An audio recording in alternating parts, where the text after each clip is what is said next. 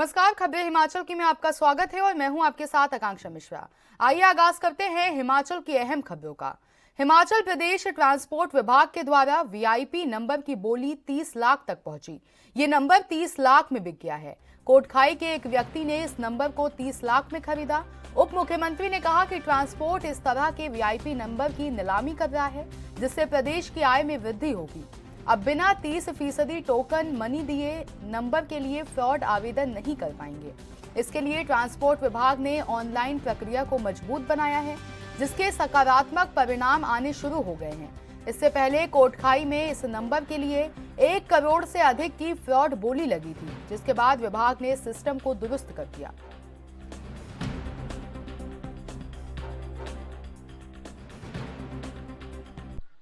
उसमें परिवर्तन किया था और अब उसके डिजायर्ड रिजल्ट आने शुरू हो गए हैं। आज एक नंबर जो है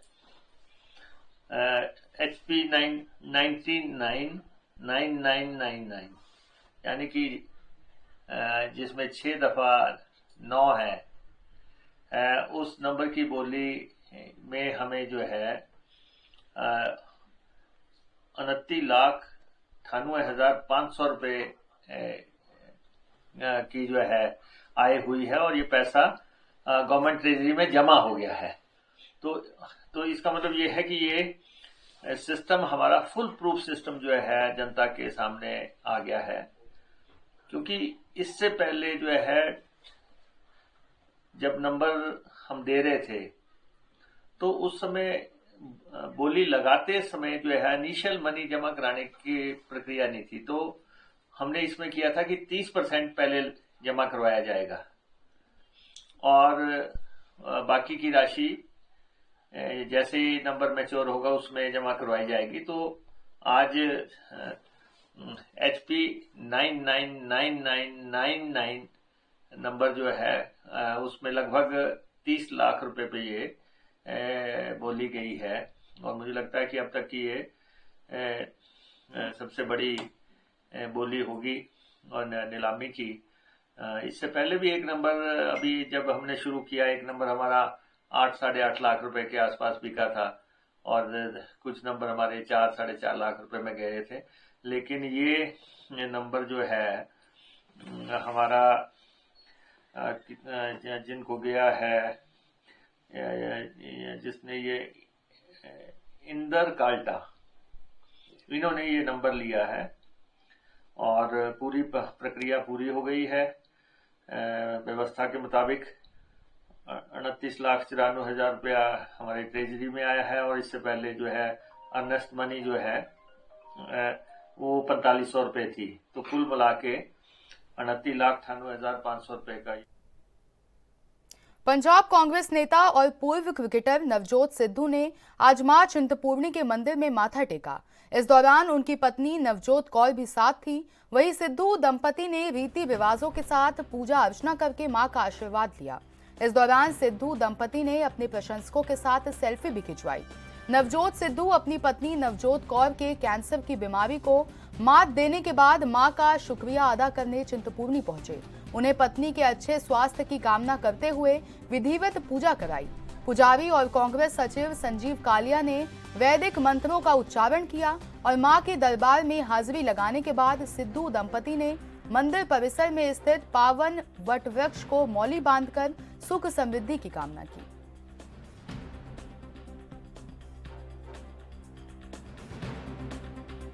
आज हमारे बीच मंदिर में कांग्रेस के वरिष्ठ नेता माननीय नवजोत सिंह सिद्धू अपने परिवार सहित माता रानी के पास यहाँ अपनी हाजिरी दी और मंदिर प्रशासन की ओर से उनका स्वागत किया गया है और माता रानी का मानता हूँ। सीपीआईएम सचिव पच्छाद आशीष कुमार ने कहा कि 2 टैक्सी यूनियनों के बीच विवाद को क्षेत्रवाद का मुद्दा बनाना अत्यंत खेदजनक है। इस मुद्दे को शीघ्र सुलझाया जाना चाहिए। उन्होंने कहा कि यह मुद्दा क्षेत्रवाद का नहीं है बल्कि रोजगार का है। बेरोजगारी से जूझ रहे युवा रोजगार की प्रतिस्पर्धा के कारण एक दूसरे से उलझते हैं। युवाओं का आक्रोश और गुस्सा व्यवस्था के खिलाफ उठने के बजाय आपस में एक दूसरे पर उतरता है, जिसका लाभ राजनीतिक लोग जनता को आपस में लड़ाकर उठाते हैं, ताकि लोग विकास रोजगार की बात करने के बजाय या उनसे सवाल पूछने के बजाय आपस में उलझे रहें। यही इस मामले में भी हुआ है।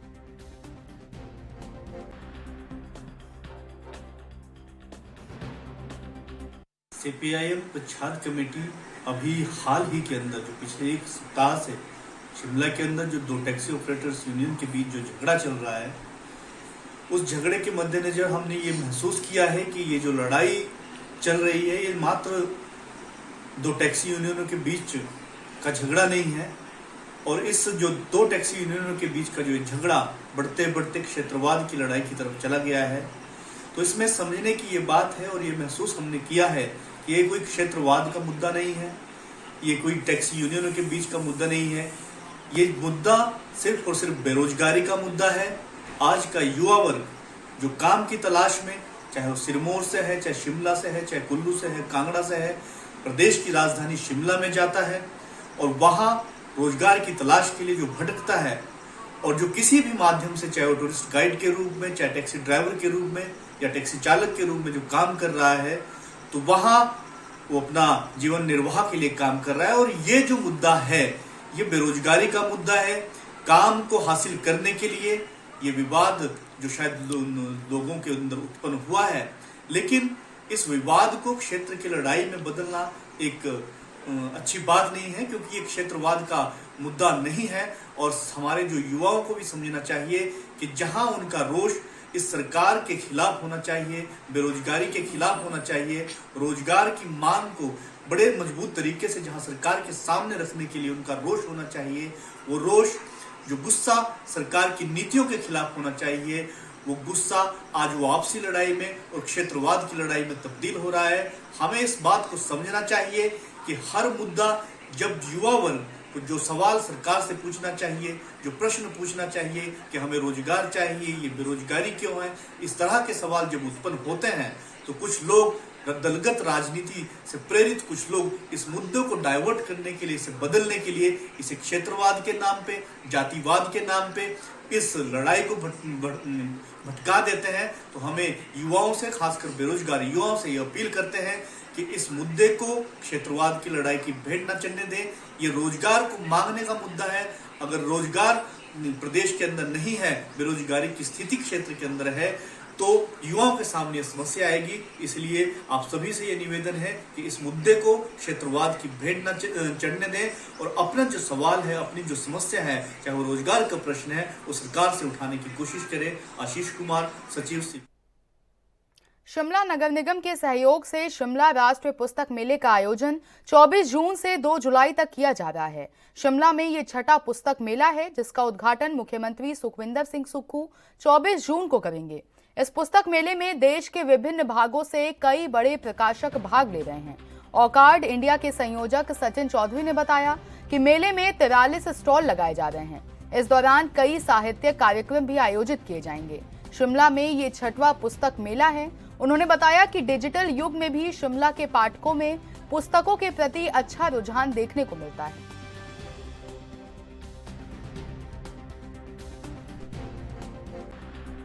प्रकाशन कुल इस बार जो है 43 स्टॉल्स हमारे लग रहे हैं टोटल। बेसिकली ये पुस्तक मेला हमारा औकाड़ और नगर निगम के सौजन्य से लग रहा है और इसमें टोटल 43 स्टॉल्स हैं और इसमें जो प्रकाशन भाग ले रहे हैं 23 प्रकाशन भाग ले रहे हैं। जो प्रमुख प्रकाशन हैं उसमें नेशनल बुक ट्रस्ट, भारत सरकार शिक्षा मंत्रालय, पब्लिकेशन डिवीज़न, प्रसारण विभाग भारत सरकार, और इसके अलावा राजकमल प्रकाशन समूह, ज्ञानपीठ, वाणी प्रकाशन, किताब घर प्रकाशन समूह, आधार प्रकाशन लिमिटेड और करीब 23 प्रकाशन समूह इसमें भाग ले रहे हैं। देश के विभिन्न भागों से हैं, कुछ आगरा से हैं, कुछ महाराष्ट्र से हैं, कई तरीके के देश के कई भागों से कई प्रकाशन भाग ले रहे हैं। इसमें हमारा प्रयास है कि हम एक छत के नीचे में हर तरीके के पुस्तकों का संयोजन कर सकें, जिससे कि हर पाठक वर्ग को यहाँ पे कुछ ना कुछ अपने पसंद का, अपने ज़रूरत के मुताबिक किताबें मिल सके। आज के दौर में जब डिजिटल के दौर में ये सारी चीज़ें पठन पाठन की अभिरुचि ख़त्म हो रही है, इस समय इस टाइप की जो एक्टिविटी है हम देश के हर भाग में कर रहे हैं, लेकिन शिमला में हमारा हर साल प्रतिवर्ष ये आयोजन होता है। इसी क्रम में ये आयोजन हो रहा है। ये अपने आप में ये है कि मैं 2016 से हम लोग यहाँ पे लगाना चालू किया है ओकार्ड संस्था ने, और हम प्रतिवर्ष लगा रहे हैं। सिर्फ कोरोना की महामारी के दौरान में जो हमारा बीच में गैप हुआ, इसके अलावा हमने कभी बीच में गैप नहीं किया है। तो इसका वजह यही है कि यहाँ के लोगों का, शिमला के प्रबुद्ध पाठक का बहुत ही अच्छा। आगामी मॉनसून सीजन में आपदा प्रबंधन से संबंधित तैयारियों की समीक्षा के लिए उपायुक्त डॉक्टर निपुण जिंदल की अध्यक्षता में बैठक का आयोजन किया गया। डीसी ऑफिस में आयोजित इस बैठक में विभिन्न विभागों के अधिकारियों ने भाग लिया और सभी एसडीएम वीडियो कॉन्फ्रेंस के माध्यम से बैठक में जुड़े। उपायुक्त डॉक्टर निपुण जिंदल ने कहा कि मॉनसून सीजन में आपदाओं से निपटने के लिए जिला और उपमंडल स्तर पर स्थापित कंट्रोल रूम 24 घंटे खुले रहेंगे ताकि आपदा से त्वरित प्रभाव से निपटा जा सके। उन्होंने कहा कि आपदा से निपटने के लिए आवश्यक उपकरण भी उपमंडल स्तर पर उपलब्ध करवाए गए हैं। साथ ही उन्होंने कहा कि आपदा के समय में त्वरित और प्रभावी एक्शन के लिए सभी विभाग बेहतर आपसी समन्वय बनाकर रखें।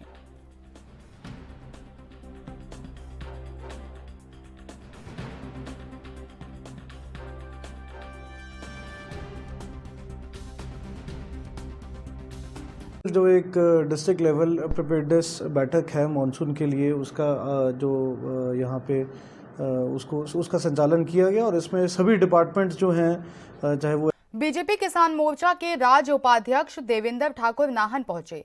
नाहन में एक पत्रकार वार्ता को संबोधित करते हुए उन्होंने प्रदेश सरकार पर किसानों, मजदूरों, आंगनवाड़ी कार्यकर्ताओं को धोखे में रखने के आरोप लगाए। देवेंद्र ठाकुर ने कहा कि एक प्रधानमंत्री नरेंद्र मोदी ने देश को गौरवान्वित किया है और पिछले 9 वर्षों में देश में अभूतपूर्व विकास हुआ है, जबकि प्रदेश में जब से कांग्रेस की सरकार बनी है विकास कार्य ठप पड़ चुके हैं। सरकार से आज किसान, मजदूर सभी परेशान हैं।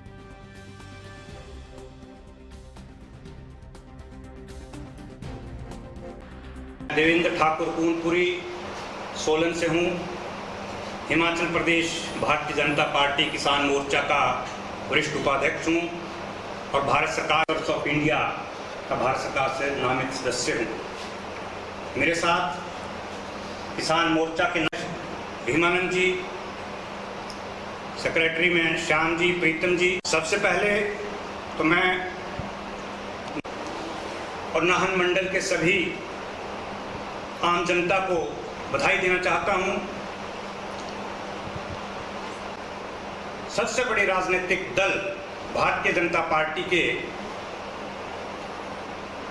जो नेता हैं डॉक्टर राजीव बिंदल जी को हिमाचल प्रदेश भारतीय जनता पार्टी का अध्यक्ष, आपके मुलाजिम हैं जो 4th क्लास के मुलाजिम हैं या दिहाड़ीदार हैं, सड़क पर मजदूर हैं, आंगनवाड़ी कार्यकर्ता हैं, इनको कोई वेतन देने में सरकार अभी तक 3-3 महीने से वेतन नहीं मिला है। ठेकेदारों को 6-6 महीने से अदायगियां नहीं है। बजट 2023-24 का पास हुए 3 महीना हो गए हैं। किसी भी प्रमुख जो हमारे कार्यालय हैं वहाँ हम अधिकारियों से बात कर रहे हैं कि पैसा विकास का आया है क्या, वो कह रहे कोई पैसा नहीं। अधिकारी बिना काम के बैठे, विकास ठप पड़े। और मैं एक बात यहाँ, माननीय डॉक्टर वाई परमार जी यहाँ से मुख्यमंत्री पहले प्रथम बने, वो प्रदेश के निर्माता कहलाए गए। ठाकुर रामलाल जी, वीरभद्र जी का भी शासन हिमाचल में रहा है, एक अच्छा शासन उन्होंने दिया है। विद्युत मंडल धर्मशाला के अंतर्गत ढगवार और गंभरू में वोल्टेज की समस्या जल्द दूर होगी। इन दोनों जगहों पर 13 करोड़ रुपए की लागत से सब स्टेशन निर्मित किए जाएंगे।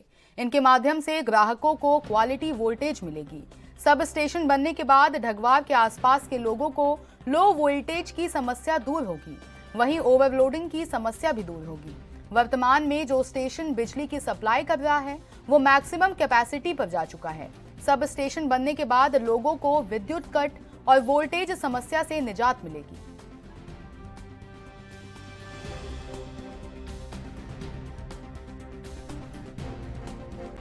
नमस्कार जी। जो स्मार्ट सिटी के तहत हमारे पास जो मेजर वर्क्स जो चले हैं उसमें एक हमारा जो LT वेयर कंडक्टर है उसको केबल से कन्वर्ट कर रहे हैं और उसमें बेसिकली जो स्मार्ट सिटी पैन एरिया जो स्मार्ट सिटी एरिया आपका सारा 17 वार्ड उन सब में वो कार्य किया जा रहा है और उसका बेसिक पर्पस ये है काम करने का हमारा जहाँ पे भी कंजेशन है आपके। खबरें हिमाचल की में मेरे साथ इतना ही। देश की तमाम बड़ी खबरों के लिए बने रहिए हमारे साथ और देखते रहिए ANB न्यूज़।